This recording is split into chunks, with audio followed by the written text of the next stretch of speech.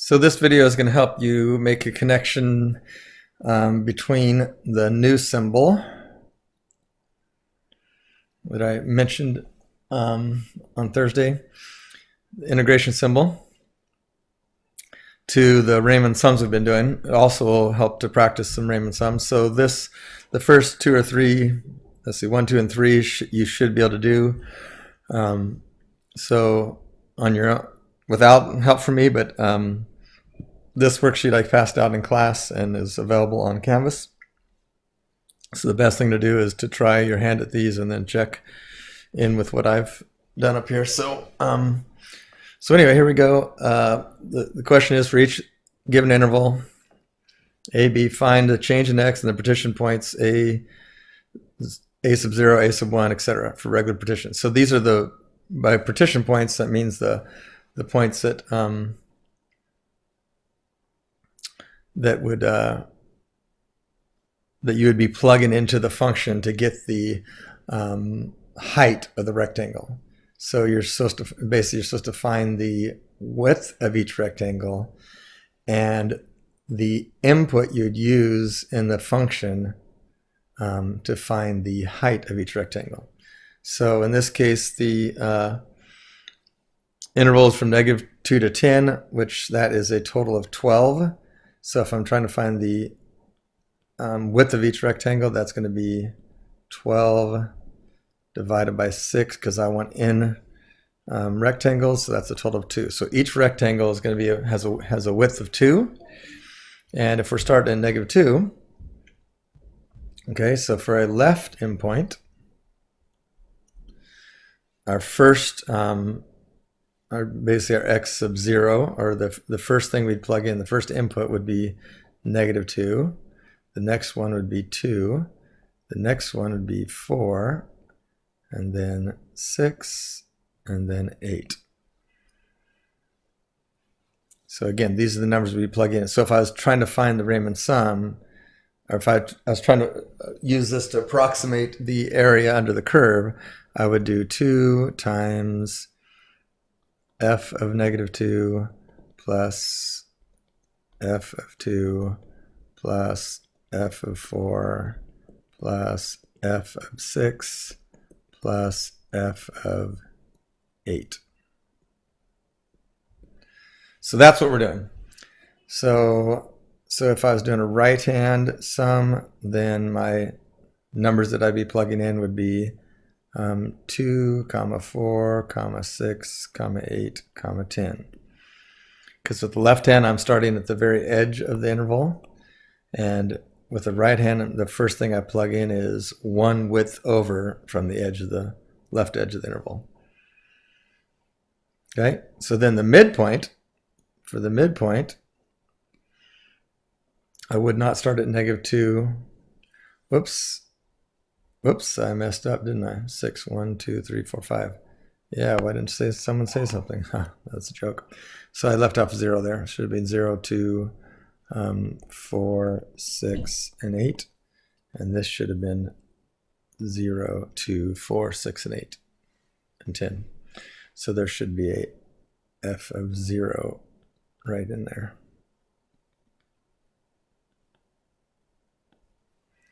Okay, so then the midpoint, of course, would be halfway between -2 and 0, because that's the middle of that first rectangle. So that would be -1. And then, of course, once you get the first one, you're still going 2. You always step up by the width of the partition.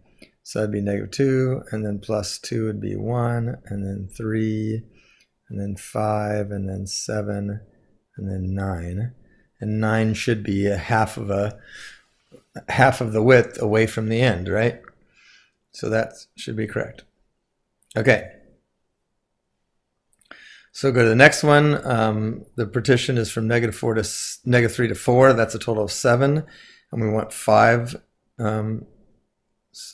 partitions. So that would be 7 divided by 5 is my change in x.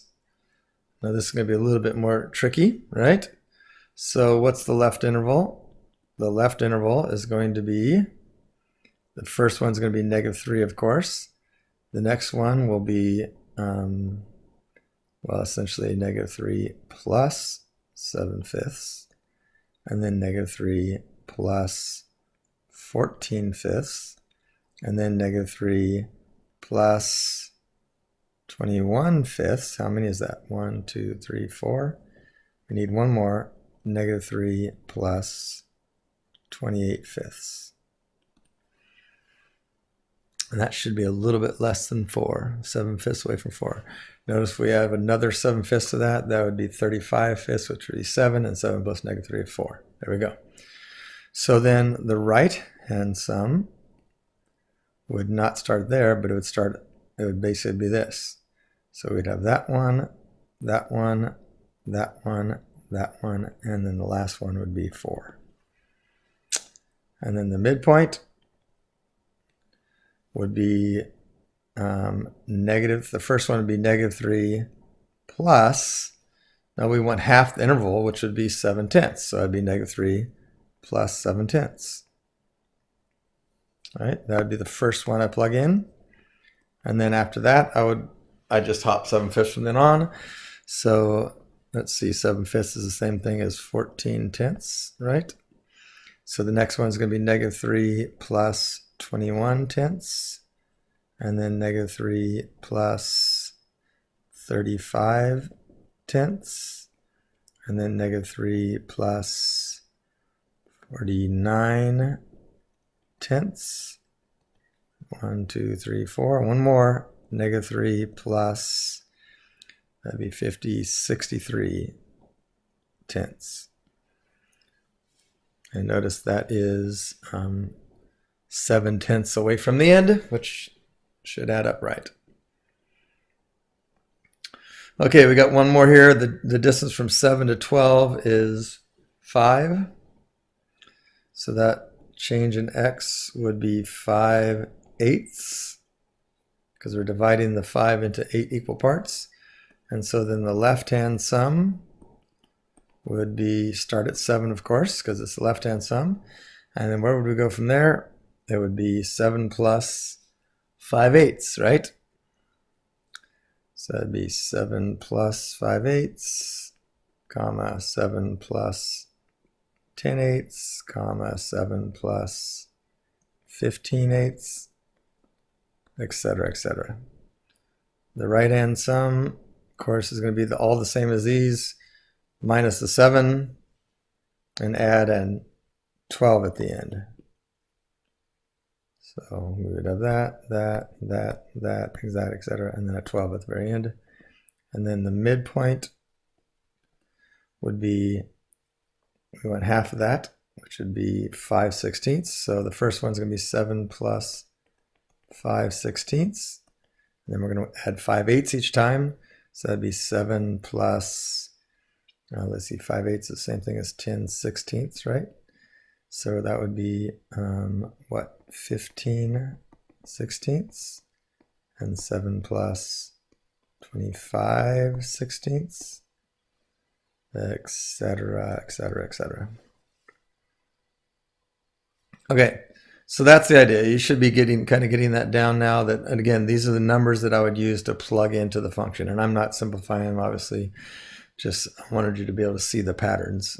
If I've laid them out in front of you, you'll be able to see the patterns. Okay, so now we're going to move on. And what we made this quick connection that that this symbol, which we haven't really explained what it is yet, but this is what is called integration. What we connected in class was that this symbol is equal to the limit as n approaches infinity of the summation I running from 1 to n of the change in x times f of x, with the right stuff plugged in for the x. So we could do we write that by saying x sub I down there. That's the connection we made right at the end of class on Thursday. So this is the same thing as that. Okay, so now we're saying you're going to use our Riemann sum ability to find the lower and upper Riemann sums for the definite interval. So we're going to basically use left and right hand Riemann sums to approximate this value. Since this is equal to the limit as n approaching infinity, we know this is actually the actual area between the curve. In this case, it'd be f of x equals the square root of 1 plus x squared. So the actual area between the curve and the x-axis. Okay? So if we're using in a partition size of 5, that means I'm going from 0 to 1. That means my change in x is going to be 1/5.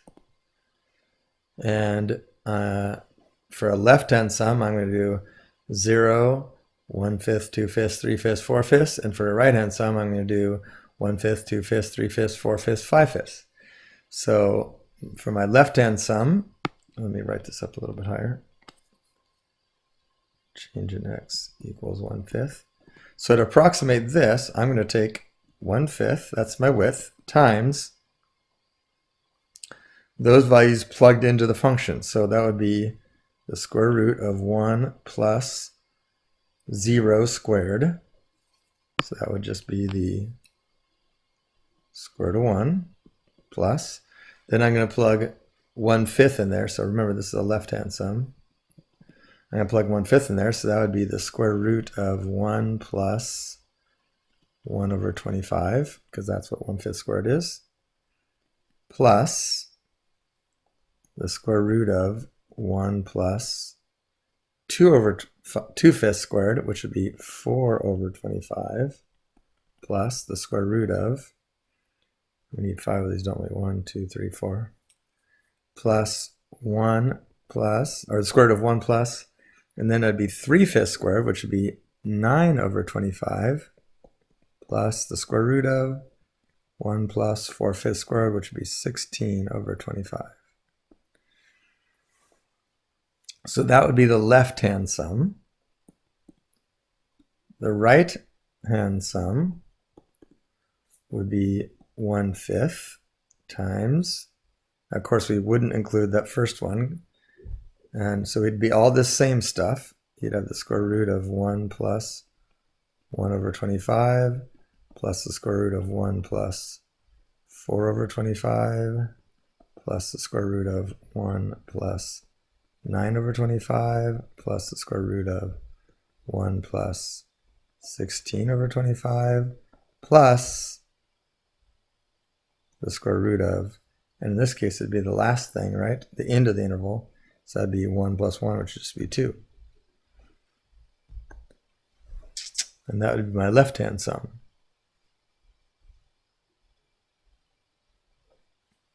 So,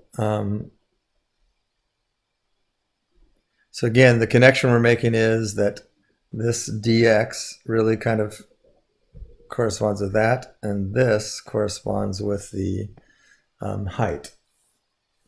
So the dx represents the width of each rectangle, and the square root of 1 plus x squared in this case represents the height of each rectangle. And these numbers, they're called the indices of the integral, are the beginning and end of the endpoints that I'm looking at. Okay, so here we'll do another one here. This is also, the change in x is going to be 1/5, because we have a interval of that's width 1. So we divide that by 5 and we get 1/5. And we're using 5, by the way, because it said up here use 5. So once again, we're going to do, for the left-hand sum, we're going to do 1/5 times, that'd be 3 to the negative 1 plus 3 to the negative 4/5, because I'm just going up by 1/5 each time, plus 3 to the negative 3/5, plus 3 to the negative 2/5, plus 3 to the negative 1/5. And that would be my left-hand sum. The right Riemann sum would be 1/5 times, and we'd start out with 3 to the negative 4/5 plus 3 to the negative 3/5 plus 3 to the negative 2/5 plus 3 to the negative 1/5 plus 3 to the 0, which of course would just be 1.